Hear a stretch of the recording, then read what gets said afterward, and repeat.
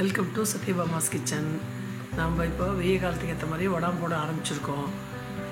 இதுக்கு வந்து முதல்ல மொத்தமாக மாவு வந்து ப்ரிப்பேர் பண்ணி வச்சுட்ருக்கோம். என்னென்னா பச்சரிசி, மாவு பச்சரிசி இல்லைன்னா புது அரிசி பச்சரிசி கிடச்சிதுன்னா வாங்கிக்கலாம். அப்படி இல்லைன்னா நீங்கள் சாப்பிட்ற அரிசியை பச்சரிசி பொன்னி அரிசி இருந்ததுன்னா அதை கூட நீங்கள் எடுத்துக்கலாம். அது நல்லா முதல்ல 1 கிலோ அரிசி எடுத்துடலாம். ஒரு வேஷ்டி துணிலையோ இல்லை ஒரு காட்டன் டவல்லையோ போட்டு நல்லா தொடச்சி எடுத்துடணும். தொடச்சி எடுத்துட்டு அதுக்கப்புறம் 1 கிலோ அரிசிக்கு 200 கிராம் ஜவ்வரிசி வந்து அதோட கூடவே போட்டு நீங்கள் மிஷினில் கொடுத்து அரைச்சி வாங்கிட்டு நல்லா சலிச்சு மாவு சல்லடையில் சலிச்சு எடுத்து வச்சுன்னு. அதுதான் மெயின் மாவு எல்லாத்துக்குமே. அப்புறம் வந்து இதை வச்சுட்டே நம்ம அரிசி வடாம் போடலாம். அதாவது ஓம்புடி அச்சில் புழிவோம், பிரண்டை அச்சில் புழிவோம், அப்புறம் நாடா புழிவோம், அப்புறம் அவளுக்கு உடங்குற டிசைன்ஸில் புழிஞ்சிக்கலாம். அதை தவிர வெங்காய வடாம் போடுறோம் இல்லையா, அதுக்கும் இதே அரிசி மாவு தான், இதே பதத்தில் தான் நம்ம கிளறணும்.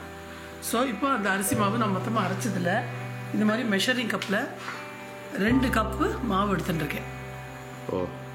இந்த மெஷரிங் கப்பில் 2 கப்பு எடுத்துட்டுருக்கேன். அதுக்கு 1 கப்புக்கு 1 பச்சை மிளகாங்கிற கணக்குக்கு 2 மிளகா எடுத்துட்டுருக்கேன். இது வந்து காரம் ரொம்ப இல்லை, சுமாராக தான் இருக்குது, அதனால 2 மிளகா போரும். அப்புறம் பெருங்காயம், உப்பு வந்து 1 கப்புக்கு 3/4 டீஸ்பூன் இருந்தால் போரும், திச்சுட்டு இருந்தால் போரும் உங்களுக்கு. அதனால் 1.5 ஸ்பூன் நான் வந்து உப்பு எடுத்துட்டுருக்கேன். எலுமிச்சம்பழம் 1 மூடி நான் முழுசாக எடுத்துட்டுருக்கேன். இதை புழிஞ்சிட்டு நம்ம எவ்வளோ விடுறோங்கிறத நான் காமிக்கிறேன். கிளறிட்டு மாவு கிளறிட்டும் நான் காமிக்கிறேன். அப்புறம் வந்து ஜலம், இதுக்கு 1 கப் மாவு எடுத்துடல 2 கப் தான் ஜலம். சரியா? அதுக்கு மேலே விடக்கூடாது. பக்கத்தில் கொஞ்சம் ஜலம் வச்சுக்கலாம், தேவைன்னா நம்ம எடுத்துக்கலாமே வழியே. 1 கப்புக்கு 2 கப் கரெக்டாக இருக்கும். அதை வெந்நீரை திளைக்க வச்சுட்டு இந்த பச்சை மிளகா, உப்பு, பெருங்காயம் 3ஐயும் நம்ம மிக்சியில் அரைச்சிக்கணும். விழுதா அரைச்சிட்டு ஜலம் வந்து கொதிக்க விடுறோம் இல்லையா, எந்த பாத்திரத்தில் கனமான பாத்திரத்தில் ஒரு குக்கரில் வச்சு கிளறினெல்லாம் நல்லது. குக்கரில் ஜலத்தை 1க்கு 2 ஜலம் வச்சு அதை கிளறும் போது இந்த முதல்ல ஜலம் கொதிக்கும் போது இந்த இதெல்லாம் போட்டுடணும். அதாவது பச்சை மிளகா, உப்பு, பெருங்காயம் அரைச்சிருக்கோம் இல்லையா, அந்த விழுதை போட்டு நல்லா திளைக்க வைக்கணும். திளைச்ச நாளைக்கு எப்படி கலரணும் அப்படிங்கிறத நான் காமிக்கிறேன். இப்போ இன்றைக்கி வந்து நம்ம இதுதான் வந்து ரிப்பன் நாடா சொல்கிறோம் இல்லையா, அது இந்த மாதிரி சைடு பை சைடாக இருக்கிற தட்டு எடுத்துட்டு எல்லாம் உங்களுக்கு நல்லது. நிறைய அதில் வந்து இப்படி மேலேயும் கிழியுமா இருக்கும். அப்போ புழியும் போது என்ன ஆகும்னா இது மேலேயே நின்று ஒன்று விழுந்துடும். ஸோ இந்த மாதிரி சைடு பை சைடாக இருந்ததுனாக்கா உங்களுக்கு நாடா புழியறதுக்கு நல்லா இருக்கும். அப்புறம் இது ஓம் புளியாச்சு. அப்புறம் இது வந்து இந்த இதில் இருக்கிறதுல இப்படி தான் கிடச்சிருக்கு. சாதாரணமாக இந்த மாதிரி ஒரு இதுலனாக்கா ப்ளஸ்ஸாகவே கிடைக்கும், அதுக்கு பிரண்டாச்சுன்னு பேர். சரி. இப்போ இதில் கிட்டத்தட்ட இந்த மாதிரி டிசைனில் கிடச்சிருக்கு. ஸோ இதை நம்ம இன்றைக்கி புழிய போகிறோம். 3 வெரைட்டி புழிய போகிறோம்.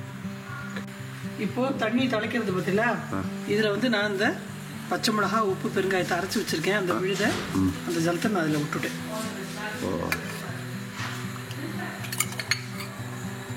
இது விட்டதும் இது வந்து பச்சை ஜலம் தானே, 1 நிமிஷம் ஆகணும், அது 1 செகண்டில் அது கொதிச்சுடுது. இப்போ கொதிக்க ஆரம்பிச்சுடுது.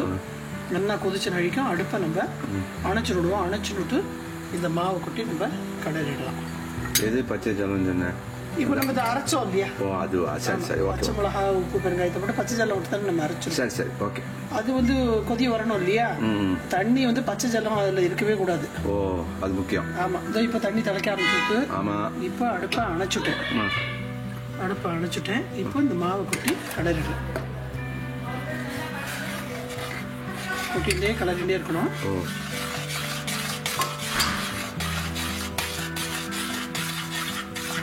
இதில் வந்து இந்த வெள்ளையாக இல்லாமல் அது வந்து டிரான்ஸ்பரண்ட்டாக வர ஆரம்பிச்சிடும். டிரான்ஸ்பரண்ட்டாக இருக்கு பாருங்க. மாவு வெந்ததுன்னு தெரியுதுக்கா, கிளாஸ்லியா அந்த மாதிரி வந்துட்டு பாருங்க. இப்போவே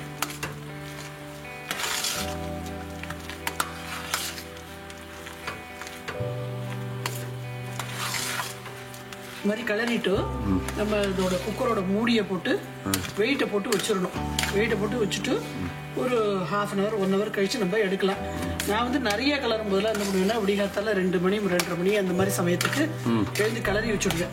ஏன்னா இத்தனையும் அப்புறம் எலுமிச்சம்பழம் விட்டு பிசையணும் இல்லையா வேற, அதுக்கு வந்து கையெல்லாம் சுடும். இது கொஞ்சமாக தானே இருக்குன்னு இப்போ காரத்தால நான் கிளறியிருக்கேன். வெங்காயோடத்துக்கும் இதே மாதிரி தான் நீங்கள் கிளறணும். இப்போ கிளறி ஆயிடுச்சு, அவ்வளோதான். மாவு தெரியுதா, பழப்பழம் தெரியுதா இப்போ? அது வெள்ளை விளக்கிறது மாவு இப்போ கிளாஸி ஆகிடுது இல்லையா, அதுதான் கணக்கு. இப்போ இன்னொரு கரண்டியால் என்ன கை சுட்டுடும் ஜாகிரதை, இன்னொரு கரண்டியாலேயோ ஸ்பூனாலேயோ இதில் இருக்கிற மாவெல்லாம் கம்ப்ளீட்டாக ஒழிச்சு எடுத்துட்டு சரி வெயிட்டை போட்டு மூடி வச்சிடணும். இப்போ கிளறியாச்சு மாவை, மூடியை போட்டு வெயிட்டை போட்டு வச்சுருவோம். நம்ம இது வந்து 1/2 அன் ஹவர்லேருந்து 1 ஹவர் நல்லா அப்படியே உள்ளுக்குள்ளேயே வெந்துட்டு இருக்கோம். அதுக்கப்புறம் நம்ம வந்து இதை எடுத்து எப்படி எலுமிச்சம்பழம் விட்டு பிசையிறது, எப்படி உருண்டை பிடிச்சி வச்சுட்டு எப்படி புழியறதுன்னு நான் காமிக்கிறேன். இந்த மாவு கிளறி 1 ஹவர் ஆகிடுத்து. நான் குக்கரை திறந்துட்டேன். இதை வந்து இந்த மாதிரி ஒரு பெரிய பேசன் எடுத்துக்கோ, ஏன்னா உங்களுக்கு வந்து அதில் தான் போட்டு ஈஸியாக பிசைய முடியும். இந்த மாதிரி ஒரு பேசனில் எடுத்து போட்டுக்கோங்க. சரி, இதுவுமே இன்னும் சூடு இருக்குது. இதில் நம்ம எலுமிச்சம்பழம் ஜூஸை போட்டு நம்ம பிசையணும். பிசைஞ்சுட்டு நம்ம வந்து உருண்டையாக பிடிச்சி எடுத்து போட்டு போனோம்னாக்க நமக்கு அங்கே வைக்கிறதுக்கு ரொம்ப ஈஸியாக இருக்கும். இதை ஃபுல்லாக எடுத்து நம்ம போட்டு விடணும். போட்டுக்கிட்டு இதை பாருங்க, எலுமிச்சம்பழம் ஒரு பழம் புழிஞ்சிருக்கேன்னா, பட் இதில் பாதி விட்டுண்டா போதும், ரொம்ப புளிப்பு வேண்டாம். புளிப்பு நிறைய ஆக ஆக வந்து வடம் வந்து நமக்கு வாயில் ஒட்டும்.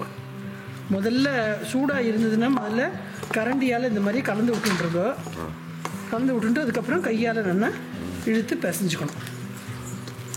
நான் பிசைஞ்சுட்டு உருண்டை எப்படி பிடிக்கணுங்கிறத நான் காமிக்கிறேன். கிளறி வச்சிருக்கிற மாவை நம்ம வெளியில் போய் புழியறதுக்கு முன்னாடி இப்படி லேசாக தண்ணியை தொட்டுன்னு இப்படி நம்மளோட படி இருக்கும் இல்லையா, புழியிற படி, அதுக்கேற்ற மாதிரி உருண்டை இந்த சைஸில் நீங்கள் பிடிச்சி எடுத்து போட்டு வச்சுக்கணும். போட்டு வச்சுட்டு போனாக்க கடகடன்னு நம்ம புழியறதுக்கு ஈஸியாக இருக்கும். ஏன்னா வெயிலில் உட்காந்து புழியும் போது கஷ்டமாக இருக்கும் இல்லையா, அங்கே போய் உருண்டை பிடிச்சிட்டே இருக்கோம்னா கையிலலாம் வேற ஈசிக்கும். கலைஞன உடனே கொஞ்சம் ஆற வச்சு பிடிச்சிக்கணுமா, அது எப்படி? ஆமாம், ஆற வச்சு தானே பிசைஞ்சிருக்கேன். சரி, இதில் வந்து ஃபஸ்ட்டு நம்ம நாடா புழியறதுக்கான அச்சு போட்டிருக்கோம். இப்படி நீளக்க இருக்கு இல்லையா, இது போட்டிருக்கோம். இது உள்ளே வந்து நான் வந்து 3/4 தான் போட்டுக்கணும், ஃபுல்லாக போடக்கூடாது. சரி, என்ன பிதிங்கின்ற வெளியில் வந்துடும் போட்டிருக்கேன். இது வந்து இப்படி மடிஞ்சிக்காம நீளக்க அப்படியே புழியணும்.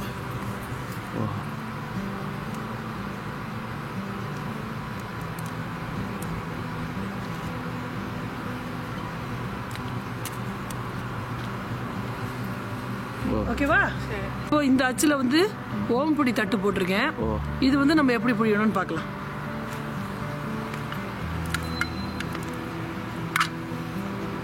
இது வந்து மொத்தமாக சேராத அளவுக்கு இப்படி சுழட்டி தள்ளி வச்சுக்கோ. ஏன்னா நடுப்புற மொத்தமாக விழுந்துருச்சுனாக்க வேகும் போது கஷ்டமா இருக்கும். பறந்த மாதிரி நம்ம புழியணும். இதுக்கு அடுத்த தடவை வரும்போது வந்து நான் ஒரு தட்டு பண்ணி தரேன். 7 ஓட்டை மட்டும்தான் இருக்கும். சரி, அதுல வந்து நம்ம புழியும் போது பார்த்தீங்கன்னா நம்ம இப்படிலாம் சுத்தவே வேண்டாம். ஜஸ்ட் எப்படி புழிஞ்சோன்னாலே அது நடுப்புற ஒட்டாம வரும். அது ஈஸியா வரும். அந்த தட்டு வந்து நம்ம அடுத்த தடவை வரும்போது இங்க வரும்போதோ நீ வரும்போதோ அதை இது பண்ணிக்கலாம். மாயவரம் லாகரத்தில் கிடைக்கும், பண்ணி வாங்கிக்கலாம் நம்ம. இது வந்து பிளஸ் மாதிரி இருக்கு பார்த்தல, இதுக்கு பேரு பெரண்டா அச்சு. அதாவது பெரண்டா எல்லாருக்குமே தெரிஞ்சிருக்கும். அது எப்படி இருக்கும், அந்த காய் அந்த இது நலமா இருக்கும், அந்த பிளஸ் மாதிரி தானே இருக்கும் அது. அதனால இதுக்கு பேரு பெரண்டா அச்சு. ஆமா, பெரண்டா கொடி. ஸோ அந்த அச்சுன்னு நம்ம இதை சொல்லுவோம். அவளுக்கு வேணுங்கிற டிசைன்ல அவ பண்ணிக்கலாம். ஃபர்ஸ்ட் நான் இது 3 மட்டும் நான் காமிக்கிறேன் இன்னைக்கு. இது எல்லாத்துக்கும் ஆனா ஒரே மாவு தான். நம்ம வந்து அச்சு எது வேணாலும் நம்ம போட்டு நம்ம பண்ணிக்கலாம். அதாவது இதே மாவு தான்.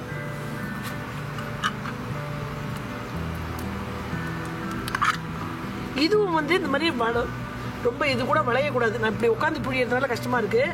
இல்லைன்னா அப்படி ஸ்ட்ரெயிட்டா வந்ததுன்னா உங்களுக்கு எடுத்து வைக்கிறதுக்கு பொரிக்கிறதுக்கு எல்லாத்துக்குமே ஈஸியா இருக்கும். அது காயறதும் ஈஸியா இருக்கும். பக்கத்துல புழியணும். ஆமா, பக்கத்துல புழியணும். ஏன்னா காய அது வந்து சுருங்கிடுமே. ஆமா,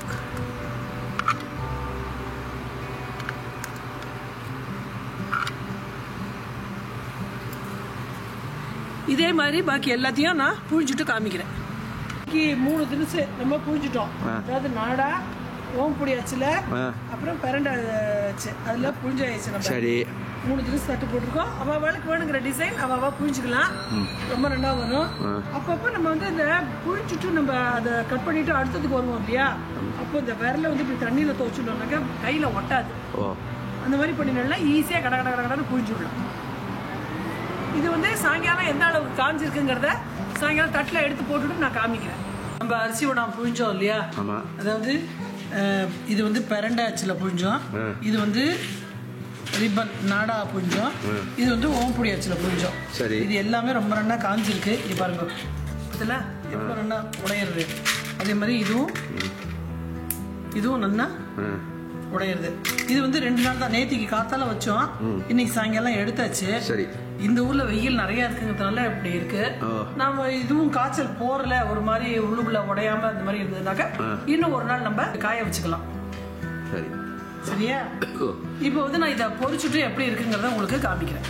இப்போ நாடா வத்தல் வச்சோம் இல்லையா, அதை வந்து இந்த மாதிரி சின்ன சின்ன பீஸா உடைச்சுக்கணும். ஏன்னா எண்ணெயும் நிறைய வைக்கணும், அவ்வளோ பெருசெல்லாம் போட்டு நம்ம பொரிக்க முடியாது. இப்போ எண்ணெய் நல்லா காஞ்சிருக்கு, ஃபுல்லில் வச்சுருக்கேன். அப்போ சிம் பண்ணி விடணும், கொஞ்சம் மீடியமுக்கு தான் வச்சுக்கணும். வச்சுட்டு நம்ம வந்து இதை பொரிக்கணும். ஏன்னா உள்ளே இல்லாமல் நல்லா பொரியணும் இல்லையா.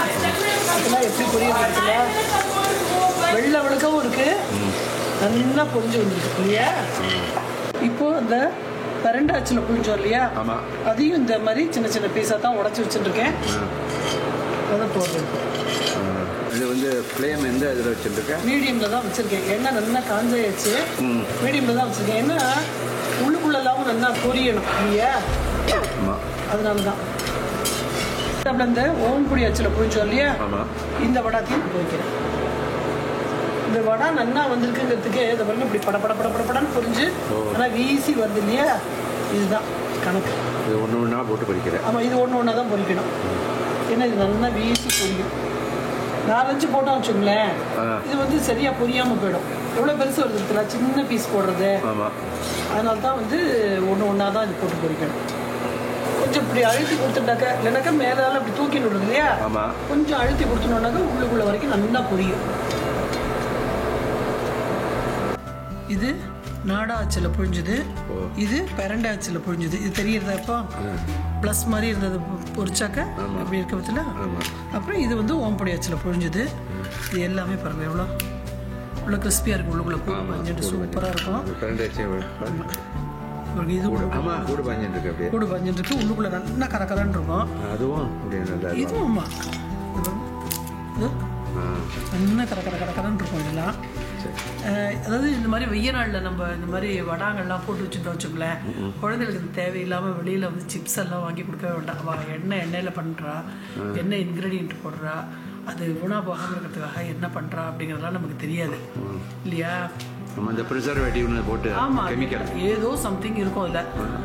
பட் நம்ம ஆற்றுல வந்து சுத்தமாக நமக்கு தெரிஞ்சு கண்ணுக்கு தெரிஞ்சு நம்மளே அரிசி, ஜவ்வரிசி, பச்சை மிளகாய், எலுமிச்சம்பழம் எல்லா சத்தும் உள்ளுக்குள்ளே சேர முடியாது நம்ம பண்ணுறோம். ஆமாம், ஃப்ரெஷ் எண்ணெயை வச்சு தான் நம்ம வேற பொரிப்போம்.